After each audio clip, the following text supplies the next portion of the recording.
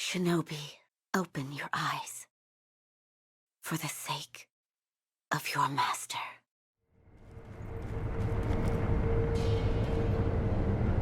Hey everyone, it's BlueLizardJello and welcome back to Everything Possible in Sekiro Shadows Die Twice. Last time we finished running through the Senpo Temple, we took on the folding screen monkeys, and we met the divine child of the rejuvenating waters. Today, I do need to go pick up an item that I missed, which is just over my head there, and then we're going to be heading to the gun fort.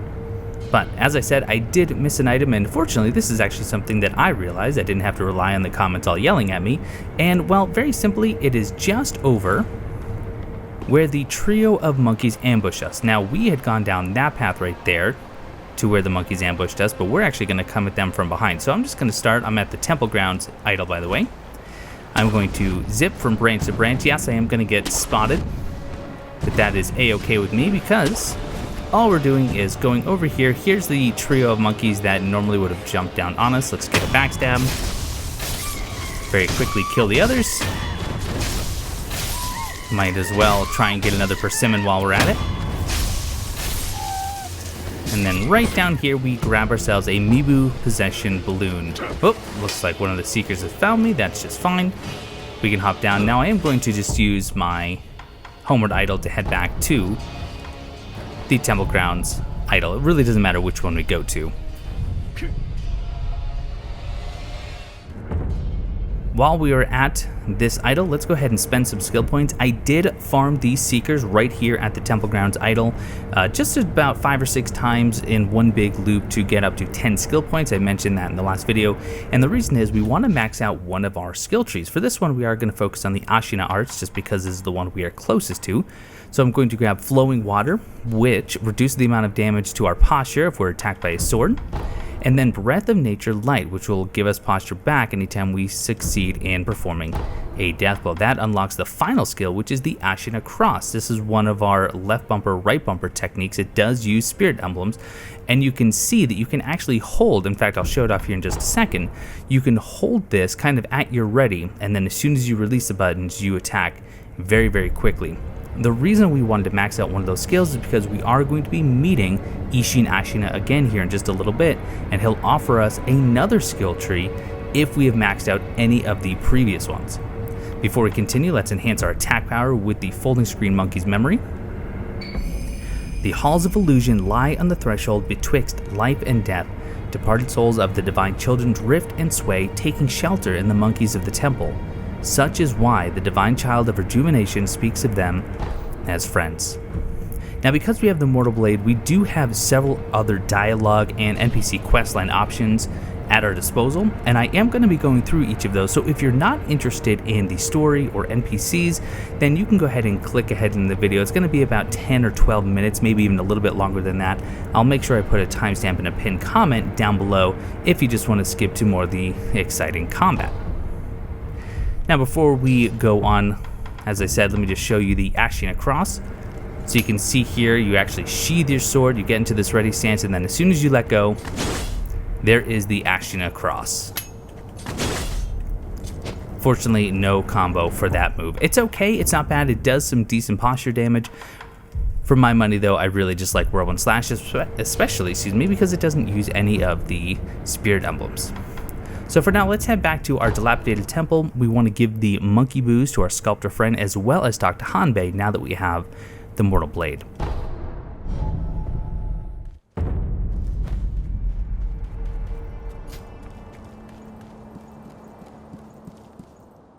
You need something? I brought something for you. Monkey booze, is it? Ah, it burns the throat, same as ever. This really brings back memories. Did you drink this often? I trained in the techniques of the shinobi, in the valley where the monkeys dwelled. By yourself? No, there were 2 of us. We were rogue shinobi. There was no proper master for the likes of us. That's why we went to the valley. To run, to jump, to clash swords. Where one slip would mean your doom. That was how we trained. We came to move exactly as monkeys did after a time. I'd drink this monkey booze whenever I tired of training. And I'd listen to the howl of my partner's whistling finger while I drank. How? It was from his unique ring. Whistling through that ring would fill the valley with a somber melody. Strangely enough, I enjoyed that sound. I listened to it so often. A lot of interesting dialogue about the background of the sculptor and his friend, who we don't know if it's actually male or female, and I only say that because while he says his unique ring, the subtitles say her unique ring, so maybe if anyone familiar with the Japanese translation could fill in the gap, that would just be great. But we're going to actually see that story somewhat unfold later on, or maybe not that story, but we're going to meet some of the other characters from that story.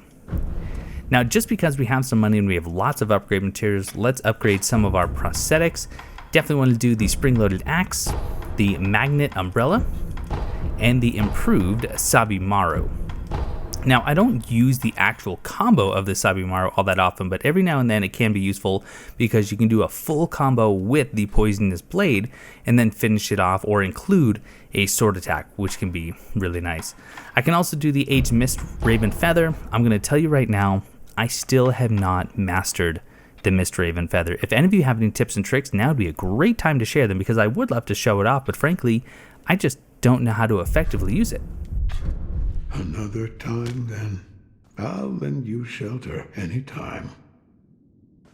Now let's make sure we have our newest tools equipped. So we'll switch to improved Sabimaru, the Loaded Umbrella Magnet. So the Loaded Umbrella Magnet is really nice because as an enemy attacks, if you already have the magnet out or if you already have the umbrella out, you can actually use it as a shelter and then the left bumper would deflect it. And you can see that at play right here. So if I have the umbrella out, I can hold it out as long as I want without using any more spirit emblems, and then if I just tap the left bumper, it does use a spirit emblem, but that counts as a deflection with a really big deflection window, which is very handy. But now, if you want to do any further training with Hanbei, now's the time to do it, because if you want to see his questline to its fruition and get the reward, you can now tell him about the Mortal Blade. That sword on your back, what is it? The Mortal Blade. What? It's real? You don't suppose you could use it to end this curse of mine? Once again, no backing down once you've said I accept. I will. Of course. Thank you. A man with your skill could grant a merciful death, couldn't you? Leave it to me. Splendid. I must give my thanks to Sekiro. I will prepare for the beyond. The next time you see me, I'll be ready. Hanbei just said that he wants to give his thanks to Sekiro. Now, our name, as given by Ishin Ashina, is Sekiro. Now, Sekiro means the one-armed wolf. Again, Ishin Ashina gave us that name, so if S-E-K-I, Seki, means one arm, well, he's referring to someone with only one arm. J-O actually means orangutan. So if you can try and think of another character who only has one arm that seems to have a proclivity or interest in primates or orangutan, you might be able to understand just who he's speaking about, but we'll kind of touch base on that sometime later. In order for Hanbei to be ready, we just need to travel or rest at an idol. And once we head back up into his training ground, you can see he's now prepared. I can finally die. My shame for not following my master into death can finally... You're certain of this? Yes. I want you to kill me. As you wish. Go on. Do it.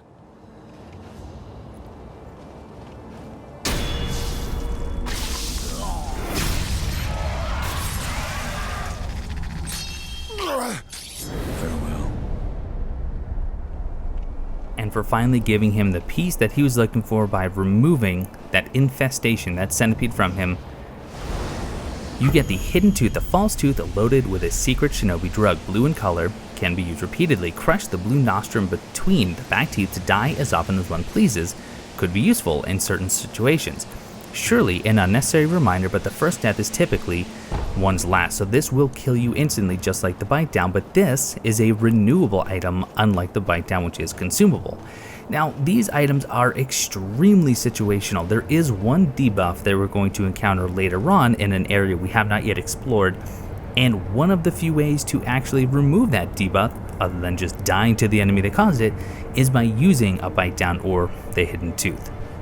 And once again, if you have any other suggestions on when it's best to use it, put that down in the comments. I think that'd be a great opportunity for us all to learn from. Now, before we move on with the combat, we still have a little bit more dialogue to get. This is not entirely necessary unless you just want to hear all the dialogue, but we're going to head to the upper tower, Kuro's room, where we can talk to Lord Kuro and talk to him a little bit about something that Lady Emma had told us last episode, but also we can talk about the Mortal Blade.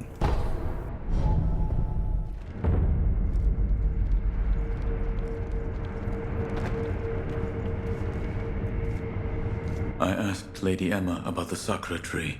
You did? What did she say? The tree is called an Everblossom. Lord Dakeru brought it here from the Divine Realm, but it has withered away and no longer remains. I see. However, it is said that someone plucked a branch from the Everblossom and stole off with it. Who would do such a thing? What's lost is lost. Finding a stolen tree branch? We have no information to go on. Let us gather what we can for the aroma first. As you wish. Wolf, that sword on your back, is it? It is the Mortal Blade. The sword that can kill those who cannot die. Yes, it was given to me by the Divine Child of the Rejuvenating Waters at Senpo Temple. The divine child of the rejuvenating waters? The monks at Senpo Temple abandoned the ways of their faith in pursuit of immortality. The result is those who have false dragon's heritage, known as the divine children of the rejuvenating waters. A false dragon's heritage. I never would have thought. Wait, divine children? Yes, many were created, but only one survived. Further proof of the corruption this power brings to man. The ties of immortality must be severed. Yes, my lord. Is there any power that doesn't bring corruption to man? But that is all the new dialogue. Let us head to the Great Serpent Shrine Idol, meet with Ishin Ashina, and finally continue on with our quest. So that is going to be the Ashina Castle Great Serpent Shrine.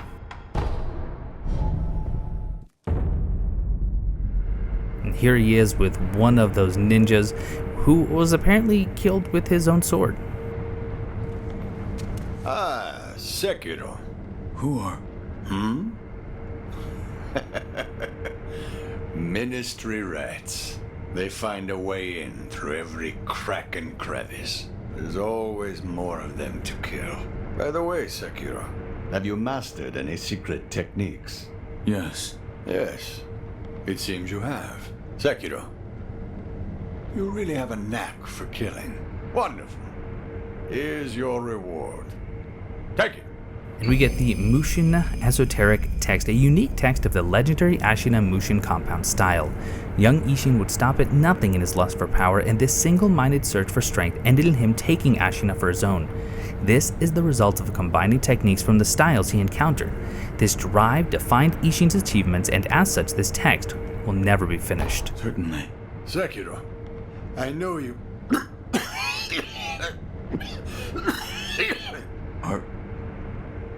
Are you all right? I'll enjoy the air up here for a little while longer. Go, Sekiro. From here, we are going to move on. Now, the Mushin Esoteric Text. Let's take a look at that skill tree. This is kind of the end-all be-all skill tree. As you can see, Ashina Cross is actually one of the prerequisites for two of these skills, the Empowered Mortal Draw and one that we can't even get the name of because we don't have the others. But in order to maximize the Mushin arts, we need to fulfill the rest of these skill trees. So it does take some time, but the moves themselves are extraordinarily powerful. So from here, we're just going to leap right over the side, use our grapple, head up here to this little pagoda, and we do get some more eel liver. So if you haven't already fought Genichiro, that can be very helpful. Now there is an idol just over that way, but we want to head this way to get a prayer bead, but we do have some enemies. We can see we do have some rifle enemies down here, one patrolling, one kind of kneeling. Just above my head there is a grapple point, and if we time it, we can actually get a backstab on the patrolling enemy without alerting the one who is crouched down. Unfortunately, well, we're not in a very good position right now. There we go, there's the patrol. So all we need to do is take a leap of faith once we think that we have given them enough time to patrol. There we are. There's the backstab. I actually was going to land on the platform, but I would have taken fall damage, so I just used the grapple anyway. Couple of nice easy kills.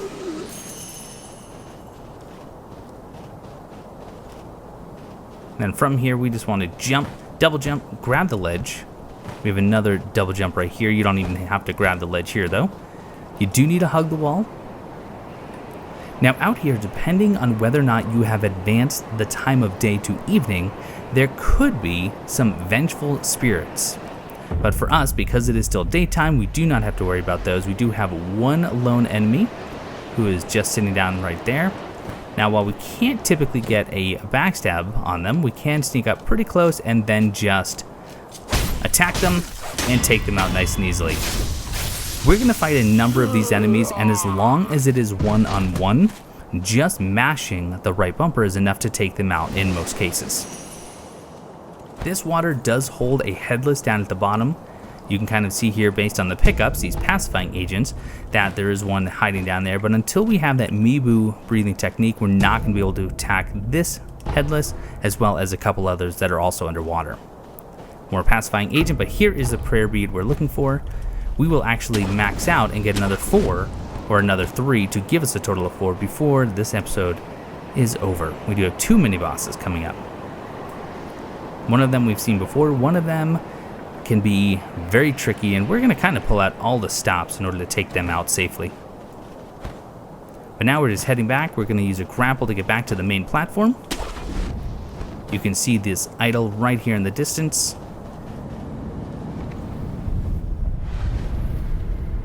And we're officially in, or just about in, the Sunken Valley.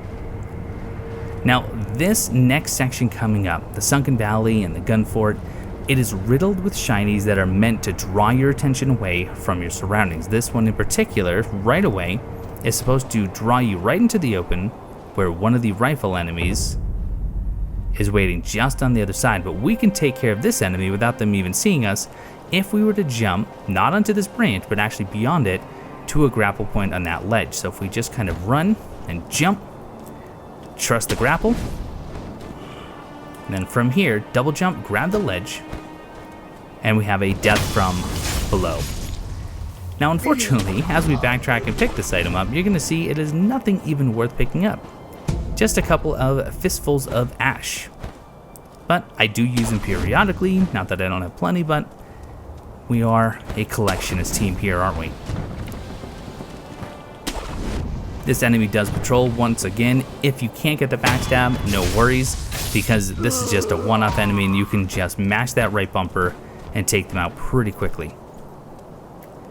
Similarly here, we have 2 enemies, one patrolling up there, one stationary right here.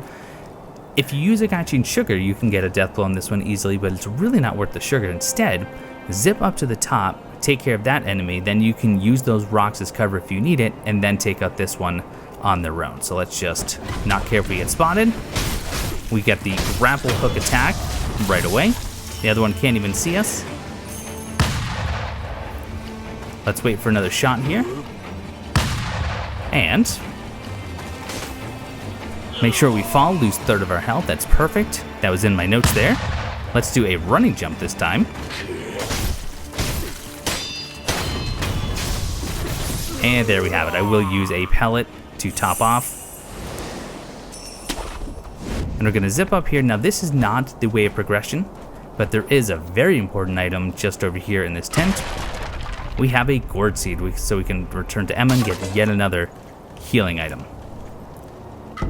We also get yellow gunpowder. Now all of these enemies, these gun fort women, they can drop the yellow gunpowder as well, so this can be a really good place to farm and stock up on that upgrade material.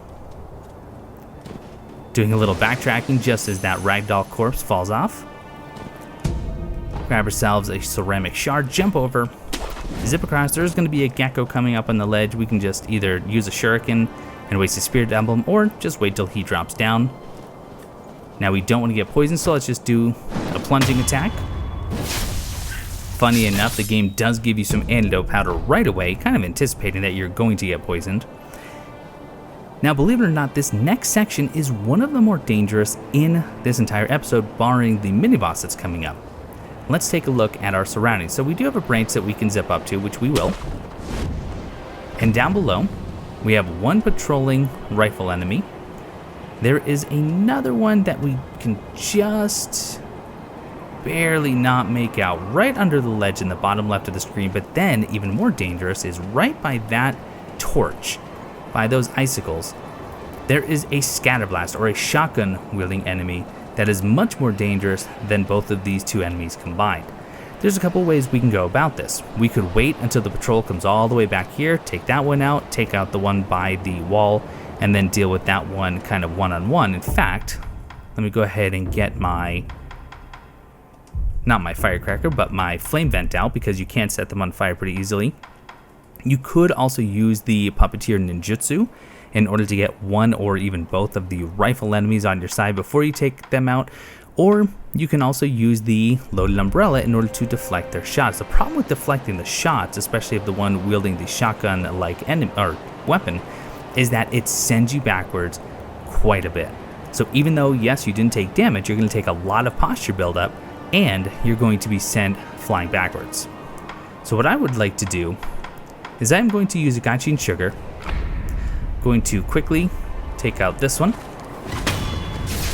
And unfortunately he saw me anyway, and now we are in a little bit of some trouble. Because from here, we do want to take this person out very quickly. We got him. Now this enemy, one-on-one, they're actually not so bad. After every 3 shots, they typically have to reload, but sometimes, see, there's the reload. I've noticed that sometimes, though, if they only shoot after they've rolled, they don't seem to have to actually reload, which is very, very interesting. So there's a shot. Let's see if he reloads. There we go. Set them on fire. Let's get our umbrella out. Anytime they do a roll like that, just be prepared for the shot. Oh, I rolled right into it. That's okay. Didn't take much damage.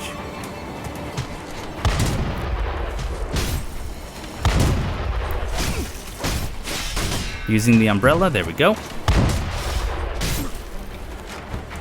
We don't want to stay close for too long.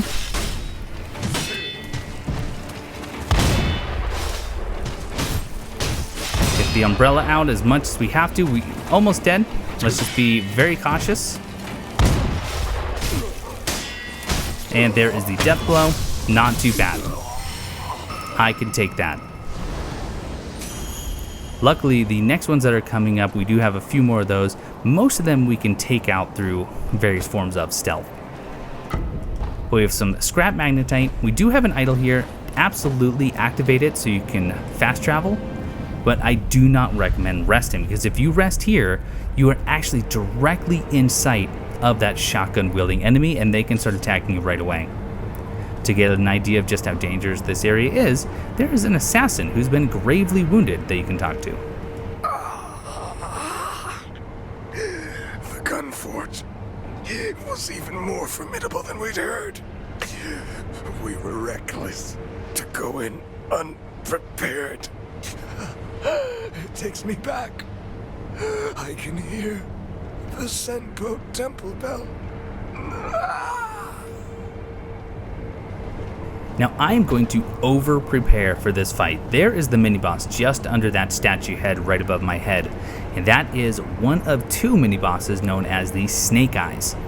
They can be extremely dangerous because they will attack you with various combos of melee, grab attacks, and very powerful rifle blasts, including a sniper shot in case you let them get too far. So I'm going to set this up as follows, and this is going to be overkill, and I'm okay with it. I'm going to use an Akko Sugar. The persimmon we are going to use coming up, but not just right away. I'm going to use, though, a Divine Confetti. Even though they're not an apparition type enemy, it does give you 25% extra damage anyway. I'm going to give myself some more spirit emblems using the ceremonial Tanto, and I'm going to prepare the Sabimaru. This is one of the enemies that it is best used on because it's fairly easy to stun lock her very early on, in fact typically right away, and get her poisoned, and you can do it at the start of each death blow. She does require 2. So let's prepare a little bit with the ceremonial Tanto. I'm going to heal up. I'm even going to use a pellet because I want to make sure that I am completely topped off. And as soon as we hit that grapple point, there are a number of enemies who can see us from all the way across this map, and they're going to start attacking. So we're going to zip down, jump from this rock island to that one, over here, and then the fight is going to begin in earnest. Although once we're on there, we are safe from the other enemies. So let us proceed. And just run. Do not waste any time or else you will take some unnecessary damage. And I just took some bonus damage because I was hit during the jump. That's truly unfortunate. But now we're going to use an Akko Sugar, Divine Confetti, and then I'm going to get the Sabimaru so I can rush Snake Eyes and do a full combo on her as soon as I can.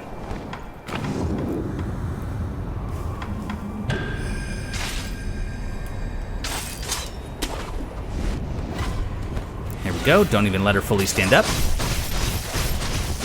There is the poison.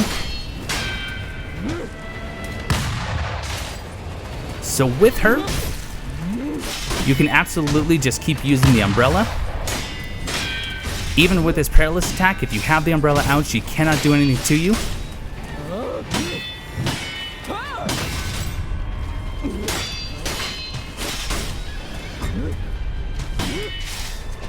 There's death blow number 1.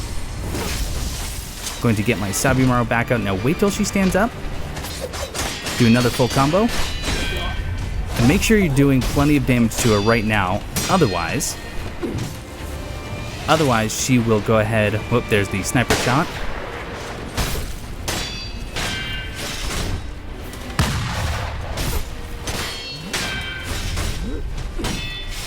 A little low on spirit emblems, that's okay. Fight is almost over.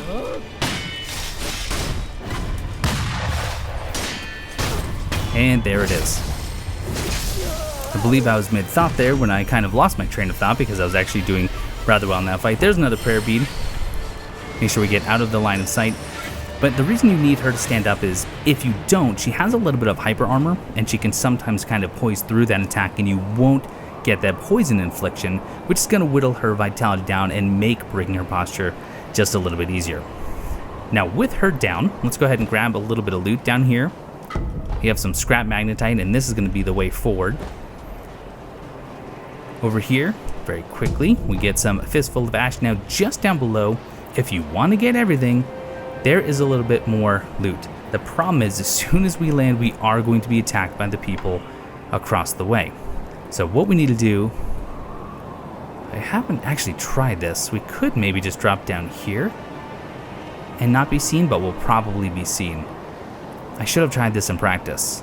We're going to try it now though. Can I grab this? Okay. That's not exactly what I recommend. Grabbing that antidote powder just like that, it worked. But unfortunately now, we don't really need to kill this enemy. But you know me, I'm kind of a completionist and you know I have to. So at the risk of taking unnecessary damage, and we almost certainly will take unnecessary damage, quickly get the death blow, and we're just gonna zip on up. Okay, 1 hit, I guess I can tolerate that. This is one of those don't try this at home. Absolutely not worth it to get that antidote powder. Now, we can zip across here and kind of hide here. We have this hug the wall mechanic. There is kind of an easier strategy to take out at least one of the death blows of the Snake Eyes, and that is over here you can see this bridge that we do have to run across, which I do have a tactic for here in just a bit. If you run not even quite halfway down and you just run serpentine so they can't get a lock on you, you will see that the Snake Eyes health will disappear, and if you run back, she has lost interest and she'll go back to her sitting position. If you do that, you can then hug this wall, walk over, drop down, and you can get a free stealth death blow, and then you just have one more to deal with. Now, as I said, I do want to do this kind of in an intelligent way. So first off, I'm going to put my Gachin sugar back on. We're not going to be using that right now. Oh, that's Goken, sorry. I'm going to get rid of the Divine Confetti, and I'm actually going to put on a Persimmon. Remember, Persimmon will recover a posture even if we're attacking or taking damage. In this case, we're not going to be taking damage, but we are going to be shot at and hit, but we're going to have the umbrella out. It's going to be slow going, but it's going to work. So let us do a Persimmon. Get our umbrella out, and let's start moving. You can run serpentine and you can make it. You can even jump over this gap and be just fine, but look at this. They can't even break my posture, not even get close because of that persimmon. It's a very, very powerful item. So from here, we're just gonna drop and zip. Keep zipping. I've never taken that much damage here. That's really bad. Normally I can be a little bit faster than that. And even though this might seem a little bit, well, cowardly, and that's only because it is, I am going to wait until they lose interest so we can take care of this in a rather stealthy manner.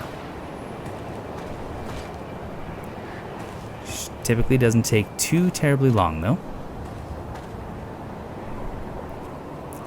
All of the indicators have gone. Let's see if they truly have forgotten. They have indeed. Perfect. Let's get a death from below.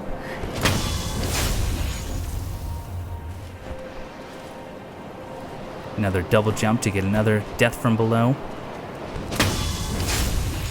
Perfect. Make sure we suck up all that loot.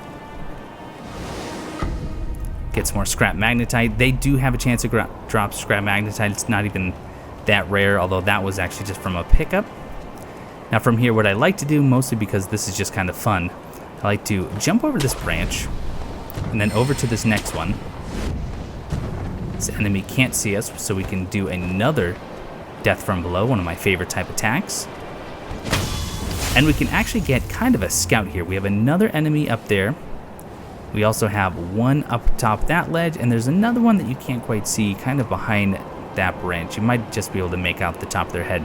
But just for style points, you see that I think they call it an ungrabbable grapple point or something like that.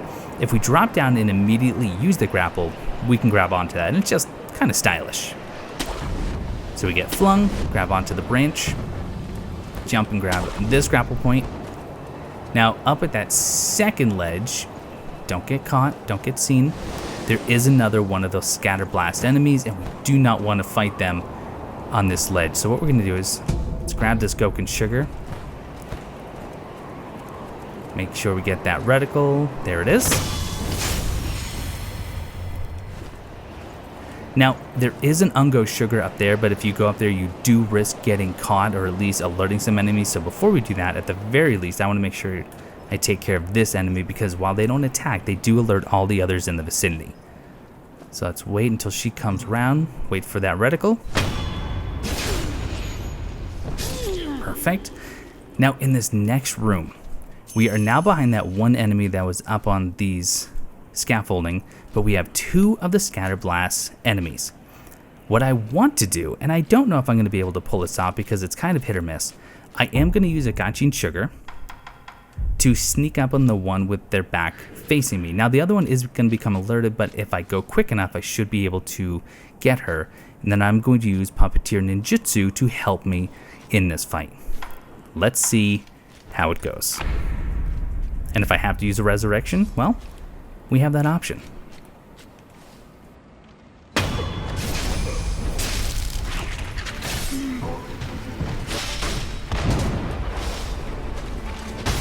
And so far, so good.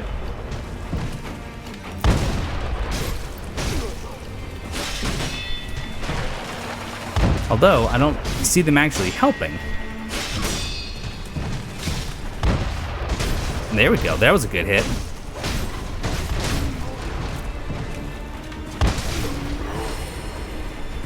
Well, now I think we're going to have to finish this one off. That did work. It wasn't perfect. It wasn't flawless. There's some yellow gunpowder from the kill.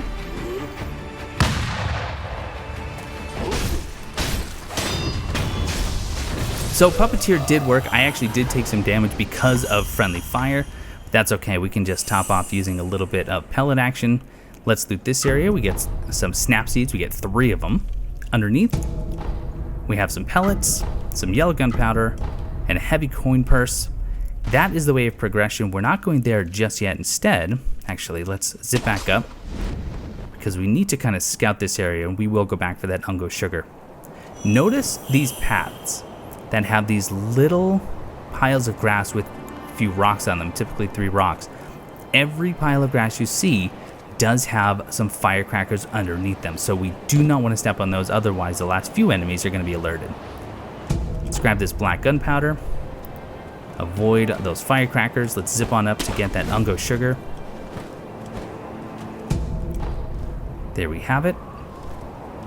Back down, and again, we do need to, or at least want to, avoid all of those firecrackers, but what we can do, use this launching point, which we kind of missed. There we go. We have this enemy right here. Ooh, that hasn't happened before. Let's kind of re-engage this one if we can.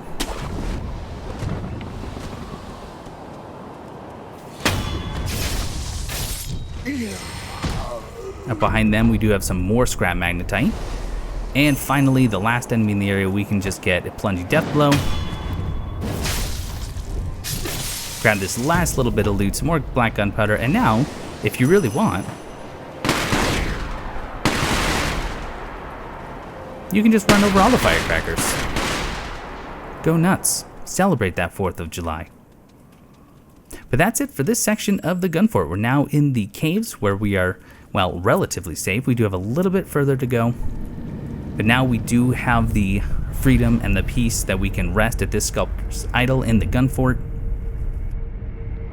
And let's navigate this somewhat labyrinthine section of caves. Down there, you may be tempted to drop down there, but we're going to come from the other side and collect those spirit emblems. Now, we have another centipede demon, or one of the long-armed centipede giraffe demons. This is the same fight that we had in Senpo Temple, minus we don't have any add-ons. It's a little bit smaller of an arena, but if you mastered the technique of just deflecting all of their attacks and then jumping over his perilous attacks, you're going to do just fine. You can use some other tools at your disposal, but frankly, just using either spamming deflect, or you could even use the umbrella spam, both work. So let's just go in there, see how we do. Although, we are going to use a Goken sugar. We could also use a persimmon and really double down on our chances to not be posture broken, but this should be sufficient.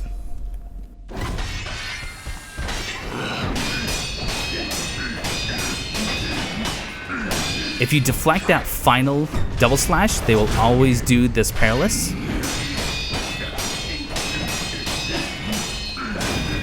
There is this first death blow after that neck combo of 10. Okay, unnecessary damage. And get ready for the jump. And there is the final death blow. Did take a couple of hits there, but as long as you can get the timing down on the 10 hit combo and then the perilous attack combo, they go down very quickly without you ever having to attack. After you jump on them, you can come down with a single attack, but anytime I've tried that, I typically take some damage. But we get some more yellow gunpowder. We get our third prayer bead, just one more to max out, or not max out, but increase our vitality and our posture. Might as well heal up.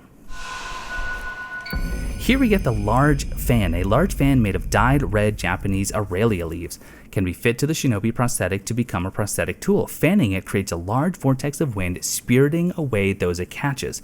You may remember that Kotaro asked us to spirit him away if we gave him that pure white pinwheel. This is the tool we need in order to do that.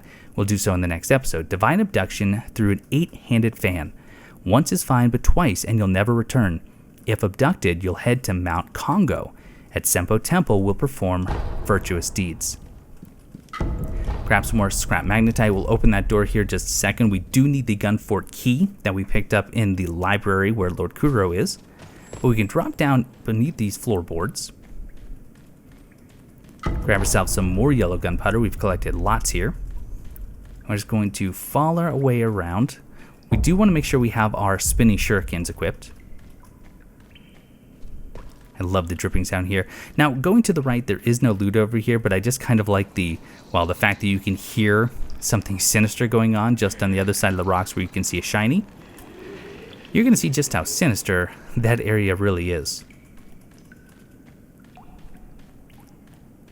But right here, you can see there's a grapple point right there using a cow skull. But if you just look right above you, you do have a grapple. Then a second. There's one over there. We'll be going there here soon. But you can hear the sound of geckos, and look how many there are. Sure, if you want to run in there and likely get poisoned, go right ahead. I have lots of spirit emblems, so I'm just going to take my time. Some of them are going to give you an emblem back anyway. Just make sure you get them all, otherwise you will be poisoned. One final one up on this ledge. Absolutely worth it coming into this cave because you get 3 more divine confetti, so we are now positive 2 divine confetti. So now we're going up to this ledge, and then down below, we'll zip on down, and we have some more geckos. There's one there. There is one there, and then there's a sneaky one that can be kind of hard to aim at. Right there. And then we also have 3 more of these centipede demons. I like to go for this one furthest away with a jumping attack. Oop. Usually I actually jump on them, which is helpful. But there's 2. Ignoring their fire attacks, there's 3. Make sure we're always sucking up our loot. Over here, this is the shiny we saw through that rubble.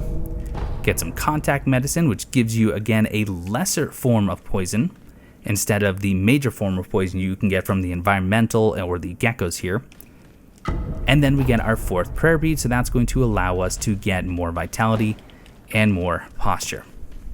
Now, to just zip back up, going to go all the way up again, and then over here we can jump to this beam, jump to this platform.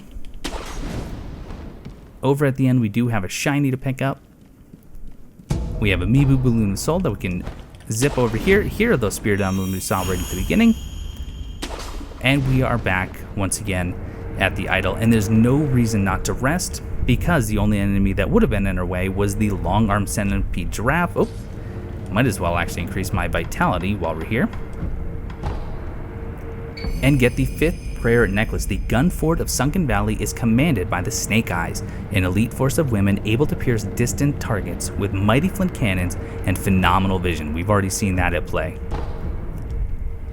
Even more vitality, even more posture. We are nearly done with this episode, but we have one more idol we're going to reach, and that is achieved by heading over, opening the door with the gun fort shrine key.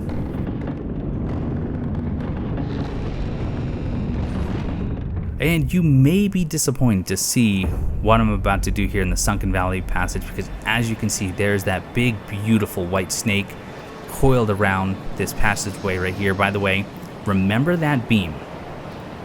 Because we now have the puppeteer ninjutsu, we can reach that beam, but if we were to go there now, we can't do anything with it. We have to allow this next event to transpire.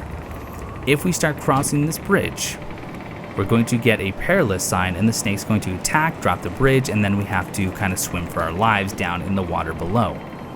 Or we can head over here. We can see a branch, even though we don't have the grapple symbol. If we jump to it and just wait for it,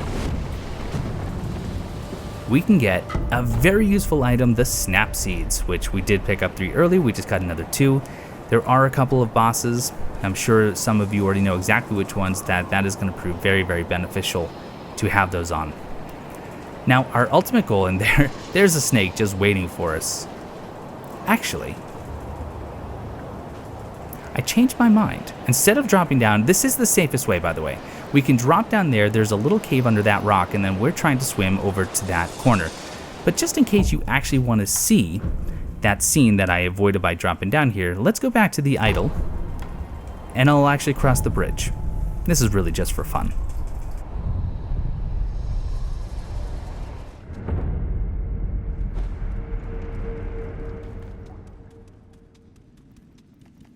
Really and truly, this serves no purpose other than it's a pretty cool scene. So now the snake is not waiting for us in the water, and let's just see about crossing this bridge, especially because there are some shinies over there.